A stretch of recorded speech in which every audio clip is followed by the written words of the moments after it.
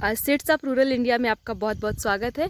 हम आपसे जानना चाहते हैं कि जैसे कि कोरोना की जो दूसरी लहर है दिल्ली, कानपुर या बड़े शहरों में, लखनऊ में हम देख पा रहे हैं कि किस तरह से उसका असर पड़ा है। अगर हम आपसे समझना चाहें कि गाँव में अभी इस दूसरे लहर की क्या असर है, किस तरह से आप इसकी भयावता को देख पा रहे हैं, थोड़ा हमारे दर्शकों को समझाइए अपने परिचय से। जी। मेरा नाम सुदामा प्रसाद अकेला है।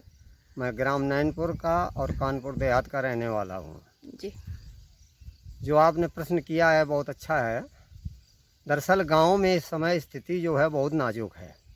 अभी तक तो ये था कि कानपुर, लखनऊ, दिल्ली वगैरह की सूचनाएं आती थीं, उसमें पता चलता था कि डॉक्टर उपलब्ध नहीं हैं, नर्सें उपलब्ध नहीं हैं, बेड उपलब्ध नहीं हैं।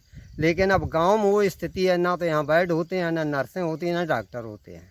जो कस्बों में थोड़े बहुत डॉक्टर हैं भी उन्होंने बंद कर दिया है। प्राथमिक स्वास्थ्य केंद्रों पे जाओ तो वहाँ ना डॉक्टर मिलता है, ना नर्सें मिलती हैं, बल्कि होता ये है कि वो मरीज़ जो है इलाज के अभाव में दम तोड़ देता है। तो इस समय प्रत्येक गांव में बहुत भयंकर बीमारी फैली हुई है और प्रत्येक घर में 1-2 मरीज अवश्य मिल जाएंगे। और आसपास के जो गांव हैं वहाँ से ये सूचना मिलती है कि आज वहाँ पर जो है 2 लाशें मिली, आज वहाँ पर 2 लोग नहीं रहे। तो एक बड़ी भयावह स्थिति यहाँ पैदा हो गई है और अगर जल्दी इस पर कंट्रोल न किया गया तो वो भयावह स्थिति और भयंकर रूप ले लेगी। लोगों में जो बीमारी की आप बात कर रहे हैं तो उनमें किस तरह के लक्षण नजर आ रहे हैं, किस तरह की चीजें समझ में आ रही हैं? दरअसल जो यहाँ बीमारी है तो हल्का बुखार आता है, बुखार के बाद जो है कफ बढ़ जाता है और कोरोना जैसे लक्षण समझ में आते हैं। जैसे फ्लू होता है ना, फ्लू का एक रूप ले लेता है। और सबसे कठिन बात यह है कि मरीज का 2 घंटे में ही एक्सपायर हो जाता है। तो ये स्थितियां हैं।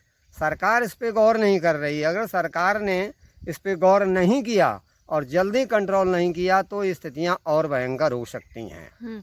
तो अभी जो मरीज बीमार हैं, जैसा आपने बताया कि जो सामुदायिक स्वास्थ्य केंद्र या प्राथमिक स्वास्थ्य केंद्र हैं वो बंद है, मेडिकल स्टोरों पे लोगों को लंबी लाइनें लगानी पड़ रही हैं, दवाइयाँ नहीं मिल रही हैं, तो फिर इन मरीजों का इलाज किस तरह से हो पा रहा है?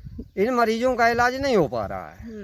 मरीज को लेकर के जहाँ जिस अस्पताल में जाते हैं वहाँ क्या कहा जाता है, बेड नहीं है, डॉक्टर नहीं है, कोई इलाज नहीं है। यहाँ पर मेडिकल स्टोरों में दवा लेने जाओ तो कहते दवा शार्ट हो गई है, बाहर से आ नहीं पा रही है। तो इस कारण उनका इलाज ही नहीं हो पा रहा है। घरों में पड़े हुए हैं और घर पे जो यही काढ़ा वाड़ा बताया जा रहा है, थोड़ा बहुत उसी का इलाज कर रहे हैं। आपको गांव में ये जो बीमारी बढ़ने की जो स्थिति है, इसकी क्या वजह लग रही है कि गाँव में इतनी तेजी से बीमारी कैसे फैली, क्या वजह लग रही है? दरअसल इसमें हमारा अपना विचार ये है कि जब ये चुनाव हुए हैं तो चुनाव पीरियड में जो है जो कैंडिडेट लड़ रहे थे उन्होंने बाहर से अपने वोटरों को बुलवाया और वो शहरों में रहने वाले थे। और जब वो यहाँ आए तो कोरोना साथ में लाए हैं ऐसा लगता है। और जितने भी कर्मचारी इलेक्शन करवाने गए थे उनमें कम से कम हजारों की संख्या में मतलब जो है मरीज होकर के और मर गए हैं। खासकर प्राथमिक शिक्षक तो शायद 50% मर गए हैं जो इलेक्शन करवाने गए थे। ये स्थिति है। तो ये बाहर से आया है कोरोना। वैसे गांव अभी तक स्वतंत्र थे। पर अभी गांव में आपको इसकी भयावह तस्वीर देखने को मिल रही है कि अभी स्थिति बहुत खराब है। खूब। अरे हम लोग तो अब क्या करें, गांव छोड़ के और बाहर खेतों पे पड़े रहते हैं।